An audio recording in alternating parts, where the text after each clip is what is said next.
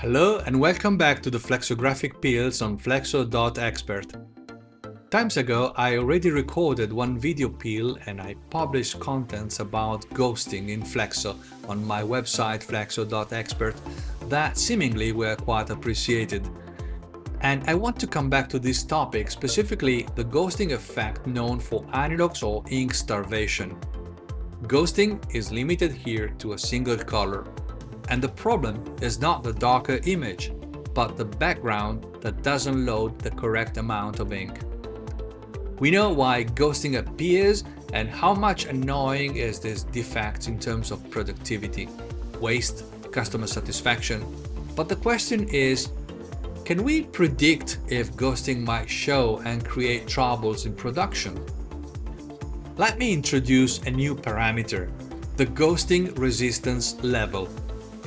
The ghosting resistance level, GRL, is a mathematical function to predict the risk of ghosting as a function of the interaction between the sizes of the analogs roller and the printing repeat of the job. Actually, we need to consider the circumference of the analogs roller and the printing repeat, that is already a circumference. Well, the circumference of the analogs roller is not a value that is normally considered or communicated, but we know its diameter, so we can calculate it quite easy. In this example, we have one analogs with circumference 500 mm and plate repeat size 600 mm. When printing, the analogs roller returns to hit the exact same position on the plate every 6 rotations.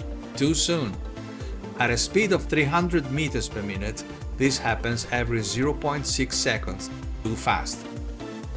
As we saw in the video dedicated to the types of ghosting, the visual defect arises when the inking system fails to refill the analog cells in time. This could be due to insufficient ink circulation in the chamber or too narrow a wet gap between the blades. This is why, when the speed is reduced, the defect seems to fade or disappear. But today, let's take it a step further. If the machine's geometry dictates a low GRL, the mechanical replenishment problem is amplified, making the inking unstable precisely in those repetitive positions. How do we calculate the GRL, your ghosting resistance level? As I said, it is a mathematical function. The number of analogs rotations required for the analogs and plate to return to the same position is the least common multiple between the analogs and plate circumferences, divided by the analog circumference. And you can evaluate the risk for any given printing repeat on your press. Normally, if the number is higher than 20, maybe better 50, you should be safe. If the GRL is lower than 20, especially on larger printing repeats, you need to be careful. GRL can be calculated out of the circumferences in metric or imperial, or by number of teeth, as it is common on narrow web presses in the labels industry.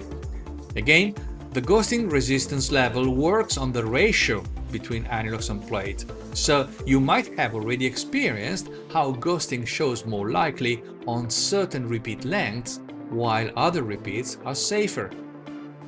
Clearly, if the inking system has no problems with the ink flow and filling the analog cells, even with a very low GRL, ghosting has no reason to occur.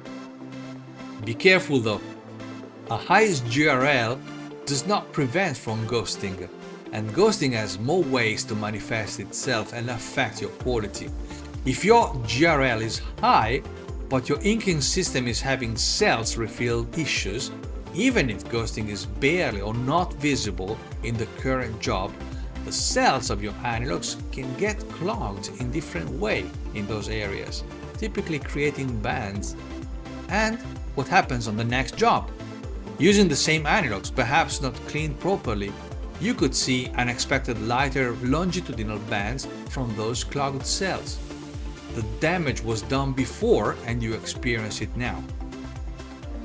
And the same concept applies in the case of ghosting from rewetting or repicking or pull out or whatever you want to call it. when the plate picks the already printed ink and returns it to the analog roller. If your GRL is low, this abnormal accumulation of ink will continue to deposit repetitively and concentrated in the same cells, creating a ghost image. So, GRL is not just a tool for press operator or for pre-press, it is a strategic checkpoint for production planners, technical departments, and even when purchasing a new press. Checking the GRL on your market's most requested printing repeats prevents structural quality traps before the printing press even enters in your plant. GRL is explained in my troubleshooting session within the advanced training course in flexography that I deliver with online sessions or on-site at your premises. If you're looking to improve print stability, reduce waste, standardize your flexographic process, or align production team experiences, contact me. We can analyze your process together, identify areas for improvement, and implement the necessary actions. Remember, on flexo.training website, you can find a useful basic training in flexography. And if you need more advanced, customized training, don't hesitate to contact me anytime. Ciao!